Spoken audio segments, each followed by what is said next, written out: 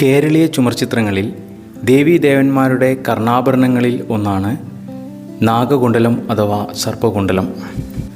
പത്തി വിടർത്തിയതും വൃത്താകൃതിയിൽ ഉടൽ ചുരുണ്ട് കിടക്കുന്നതുമായ സർപ്പത്തിൻ്റെ രൂപത്തിലാണ് ഈ കുണ്ഡലം വരയ്ക്കേണ്ടത്.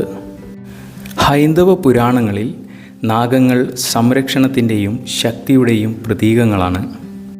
നാഗാരാധന കേരളത്തിൽ വ്യാപകമായതിനാൽ സാംസ്കാരികമായ ഈ പ്രാധാന്യം ചിത്രകലയിലും സർപ്പകുണ്ഡലങ്ങളിലൂടെ പ്രതിഫലിക്കുന്നു എന്നു വേണം കരുതുവാൻ. ചുമർചിത്രങ്ങളിൽ ഓരോ ദേവീദേവന്മാർക്കും സ്വഭാവത്തിനനുസരിച്ചാണ് ആഭരണങ്ങൾ നിശ്ചയിക്കുന്നത്. ഉഗ്രരൂപികൾക്കോ അല്ലെങ്കിൽ ശൈവരൂപങ്ങൾക്കോ ആണ് സർപ്പകുണ്ഡലം കൂടുതലായി അണിയിക്കുന്നത്. ചിത്രകലയിലെ നിയമങ്ങളനുസരിച്ച് നാഗകുണ്ഡലങ്ങൾക്ക് സ്വർണ്ണ നിറമോ അല്ലെങ്കിൽ വെളുത്ത നിറമോ നൽകാവുന്നതാണ്.